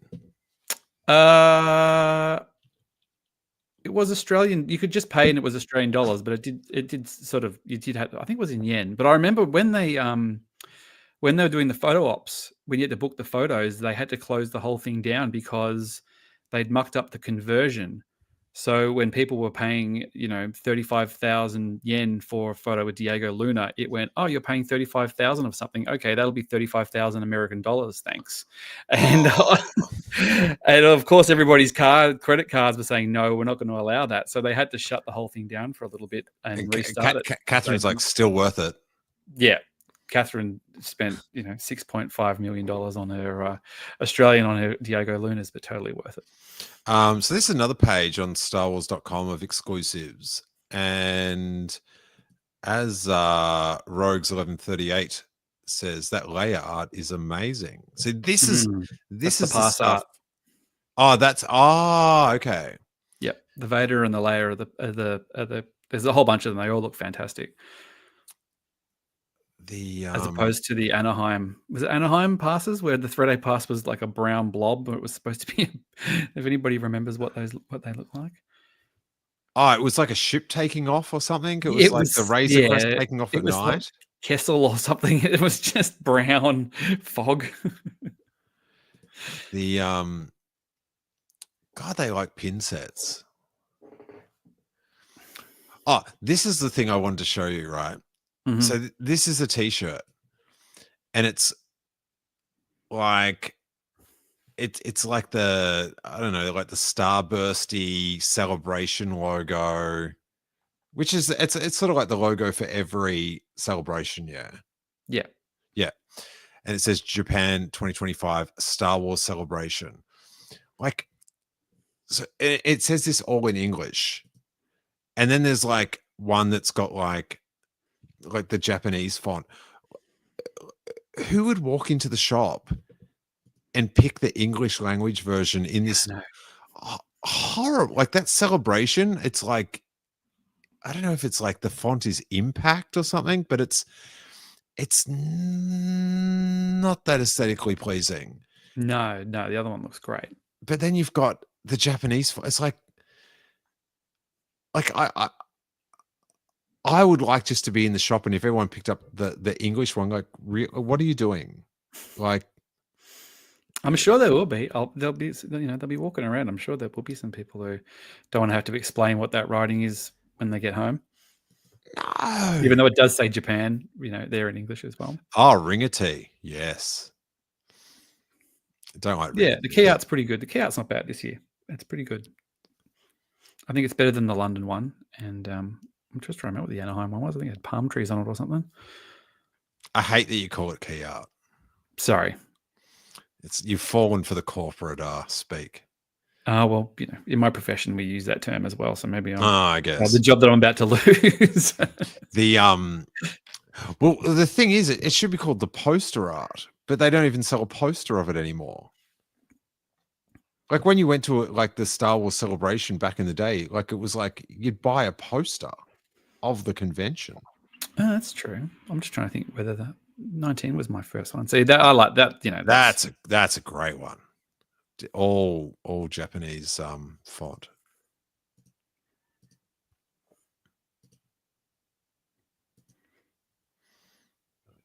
Yeah, some nice caps. You can just. Oh, is that a poster? That looks like a poster. I bet you it's Could a be. pin. Could be. I know how much you love pins and badges. Steal at celebrations when you weighing your bag down with swag. Yeah, well, just for merch, it's just like it's just sort of like, it's just so easy to produce. Like it's not like, yeah. And then there's one more page of just crazy wait there. These ones you can't really zoom in on, but these are all the licensee exclusives. But very aptly, they've got limited edition Darth Vader Tamagotchi and Grogu Tamagotchi. See, Grogu Tamagotchi, that's a good use of the license because he's a little kid that you have to look after. Do you know what I mean? Yeah, that feels like, and that's I'm doing my conversion. That's roughly around 15 Australian bucks. Like that's pretty good. Oh, really? Yeah, I think that's roughly what it is. Yeah. So, that's pretty doable. Like Darth Vader Tamagotchi, like who wants, like, let him be hungry. Yeah. Like he's a bad dude. Feed him through a tube. R2D2, like, he doesn't eat or anything, but I'd still look after him. These things here, these blister charms are really sick, Josh. They're they're micro figures. I've got one in my, oh wait, here.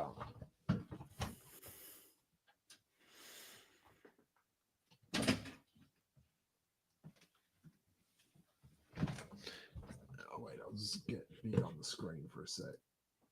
They're tiny little. Oh yeah. Oh yeah. I look at the little case there. Oh, cool. I thought maybe that was just shrunk down little. When you used to be able to put the chip packet in the oven. and it would like shrink the chip packet, and you get like a little. It does version look of a the bit. chip It does look a bit like that, to be honest. Yeah, I mean, I thought maybe that's what it was. It was just a shrunk down little, thing, like flat thing you could hold. But the fact there's an actual figure in there, that's cool. Yeah, so that'd be a good one to look out for. And they're only 500 yen each, Yeah, which is $5. $5 by your calculations. It's a roughly roughly depending where the exchange rate is today, but it's roughly around that. So that's a sick one. And there's a General Grievous. There's something Revenge of the Sith there finally. Yeah, that's I don't know what sales one is. Celebrity ink autographs. So some of these are just like gift with purchases and stuff. Mm. Star Wars Revenge of the Sith mystery box pins. One random pin. See, that's a lot of like shifting stuff we can't move sort of thing. Wait, no. Some of these aren't even from Revenge of the Sith. Like that Yoda's not. And then that Darth Vader's not. It's from Empire Strikes Back. Like a press photo. And then the Palpatine on the thing is from Return of the Jedi. Comic Spot. You need to have a long, hard look at yourself, buddy. What if this Ewok tote bag? That's pretty good. If you're listening to the podcast, there's this Ewok plush tote bag that looks like half a wicket's been sewn into your bag. It looks painful for the wicket. What's on the inside? I wonder. Is it just a little strap around him, or is it just like, is he a full bear with a strap around him, No, or is they literally just pasted the legs underneath and the top? I'm guessing that when you open the bag, he's missing. Because it's so his butt's not just on the inside of the bag. Yeah, so it looks like a teddy bear that's like coming, like his legs are sticking out of the tote, of the side. And then like you've cut a little hole for a teddy bear for his head and arms and then his legs to come through. But I dare say that when you look inside, his bum's not there. Oh. Which is quite chilling. Well, I guess if you wanted to use it as a bag, you wouldn't want a little butt in the way. Yeah, but trying to put things in. Yeah, like that's fine, but you have chopped an Ewok up so you can fit more into your bag. Do you know what I mean? Yeah. Poor little guy. That is very cute, though. Apparently, I just saw on the chat. Apparently, I'm well off with that decimal point, and it's way more expensive. So I think those Tamagotchis like $150, not $15, which is outrageous to me. So I apologize if anybody's already just pre-ordered based on my bad decimal point placement. I thought it was like double. Like if something was like 5,000, I thought that was like. No, that's not right either. No, it's chopping a few zeros off. I just chopped too many zeros off, roughly at the moment. So how much is that Tamagotchi then? I think it was $150 then, Turbo's saying, which feels outrageous. That's insane. Yeah, that's why I thought, well, 15 for a little plastic Tamagotchi, that you can get. We do have. But maybe it's, I don't know, but it is limited edition, so I could be wrong. Okay, look up 500 yen. No, I don't want 500 days of summer. USD.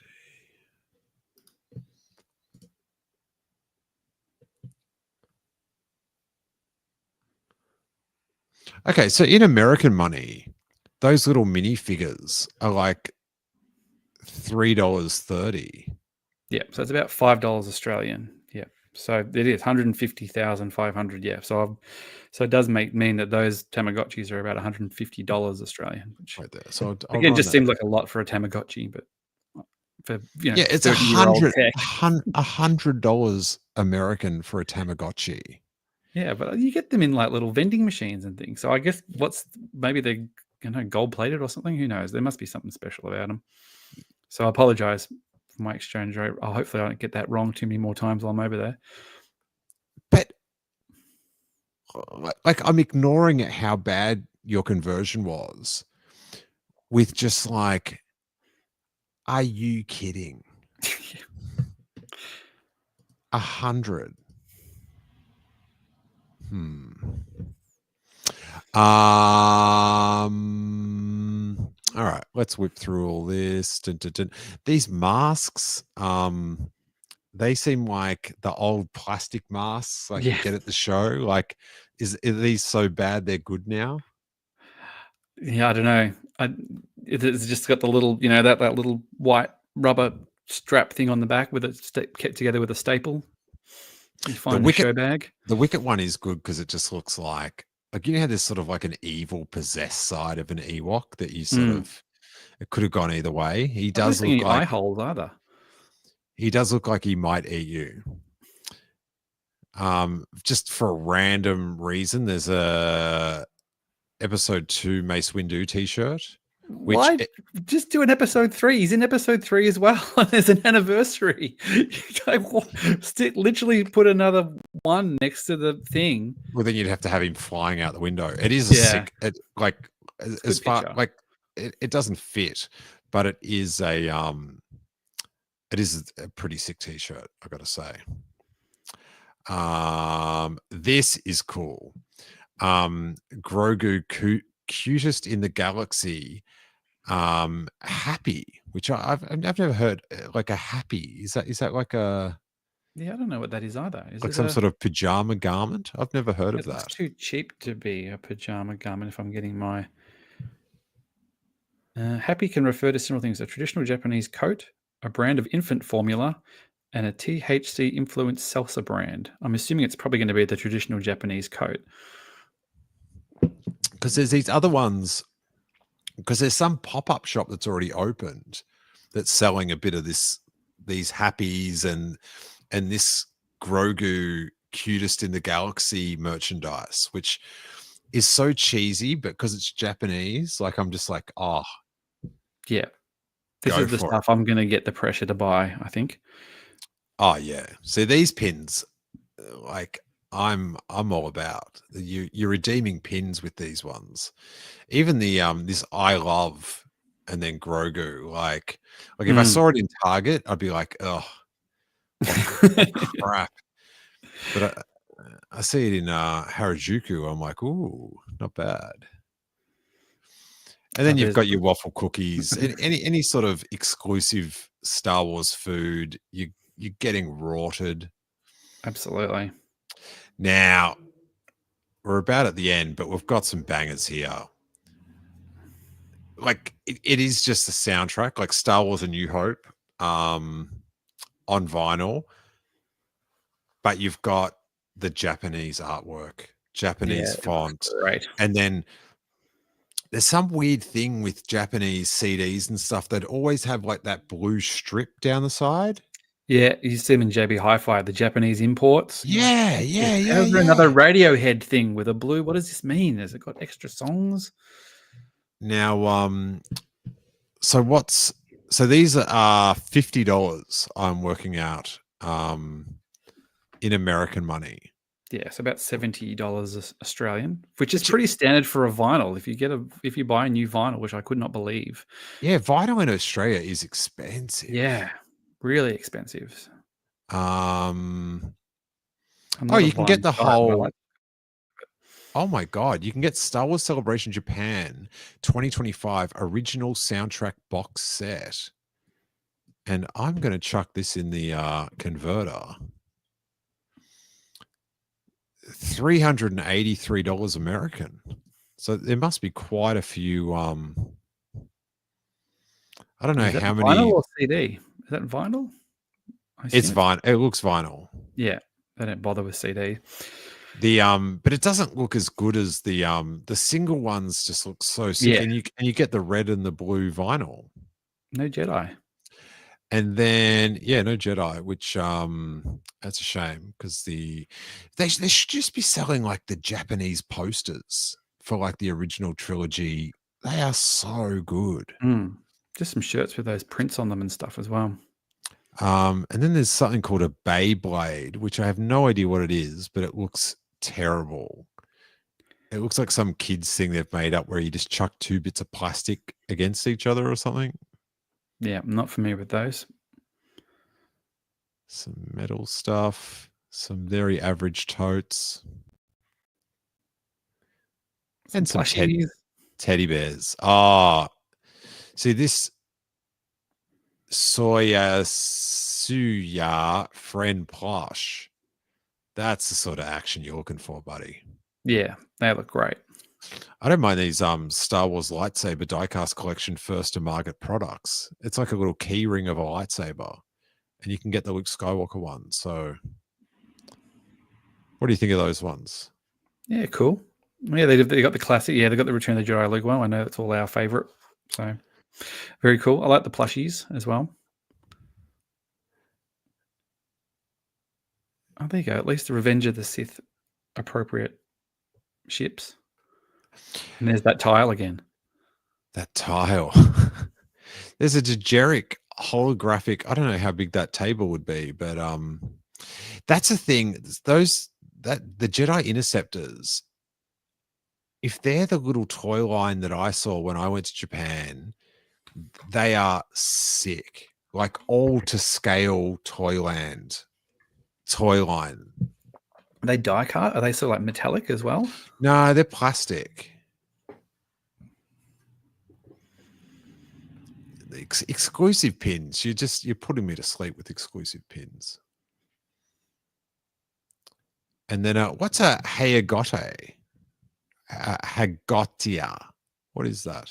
I don't know. Look, it's not a cup, is it? Is it a fan? Oh no, they're wooden paddles. paddle. They're wooden paddles used for the game of Hanetsuki, Japanese badminton. Wow. Cool. He'd start a little, match on the floor. But they have the Japanese artwork of like Rey and Chewbacca and the Porgs and R2 and C-3PO. They're pretty sick. Yeah, they're very good. I don't know if that's the same as the ones on the passes, but might be. Oh, So similar style. these are good too, Josh. Darth Vader and Grogu wooden dolls. See that's just a unique, Similar to the porcelain thing, isn't it? Yeah. and then with the little Japanese little font sign. I don't mind So is that. it $400? Is that now? If I'm getting my Yeah, best not to think about that bit. yeah. But what is you get like a little coupon. Hey, you're a great fan, Josh. Thanks for coming. You get one exclusive. What are you picking? What am I picking? Maybe the X-Wing, that X-Wing toy. I quite like that. Really? Whether You're not I someone that thinks like because gotta get the most expensive thing. yes, yeah, that's maybe that's because I'd probably Corey buy way the to do X-Wing it. toy thing anyway. Yeah, I mean if that Vader wooden thing actually is $400, getting a look at the size and the sort of the craftsmanship would be quite cool, I reckon. Yeah, the vinyl box. If the box set's vinyl, that'd be interesting. But yeah, the Ewok tote. Yeah, The Pokemon. the bloody Tamagotchi. Now that I know it's $150. Maybe I already promised them. I'm glad I checked that. I might have been on the floor on the Sunday with my children, going, "Yeah, we'll grab a couple of Tamagotchis. It's only $15. Look," and I just walk up and it's ringed up, and it's too late to back out. That's a hard one to back out from. Yeah, Like because That's gotta kids be just don't understand such. deadbeat dad on the floor and ruin the the convention. I reckon I'd go the Grogu wooden doll. It's nice, isn't it? I wonder how big it is.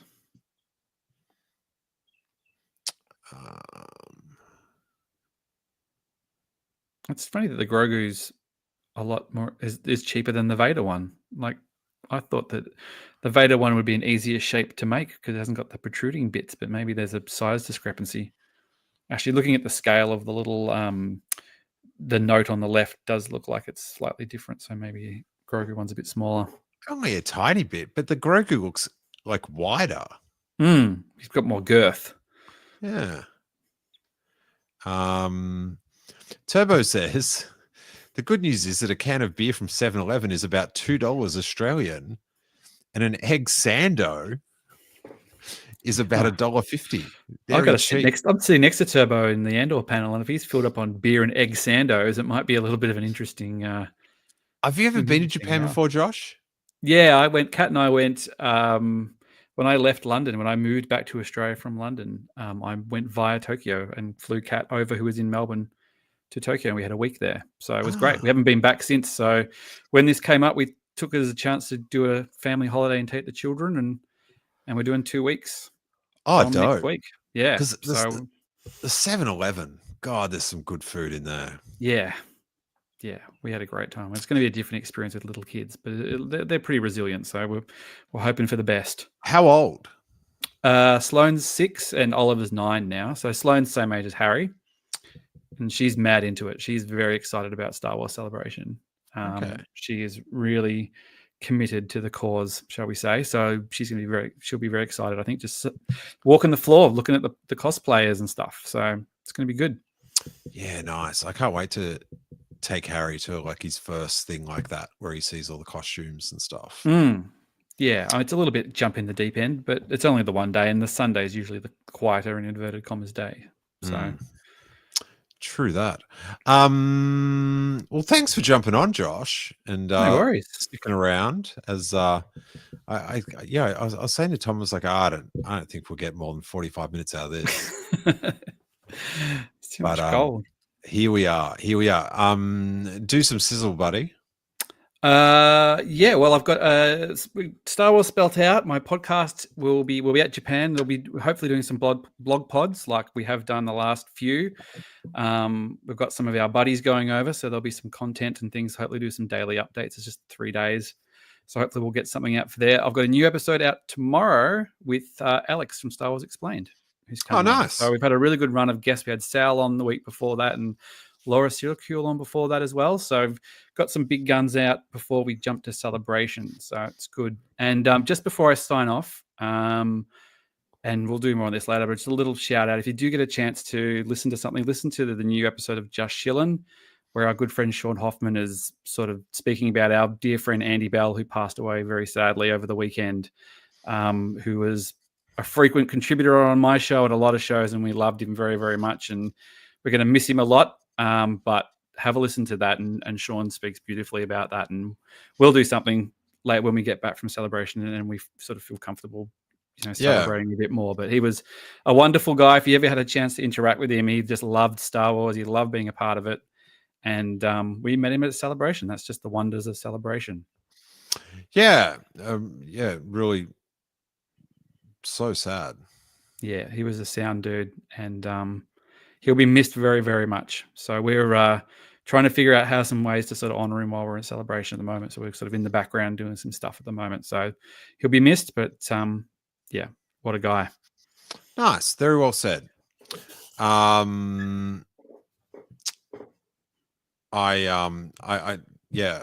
it's yeah. Yeah, it's a tough one, and Sean has done really, really well. So but yeah, he's coming along as well. It's a Celebration as well. So we're going to have a good little crew, which is great. So unless you just pull a steal and pop up out of nowhere on the floor, we don't realize it. You've just been keeping it to yourself that you're secretly going. You get a last minute fly in. You never know. So me. Yeah, you just secretly have something in the back pocket. Yeah, no. The back pocket is empty. So you get a message going, you got any room? I've got a pass, but I've got nowhere to stay. You got something going? We can work something out. All right. Well, good to know. But yeah, don't keep your phone charged for that call. No, I'll be getting my 8 hours. But yeah, have an awesome time. I look forward to listening to the pods, and yeah, this episode's clearly gone on for long enough. So may that force be with you.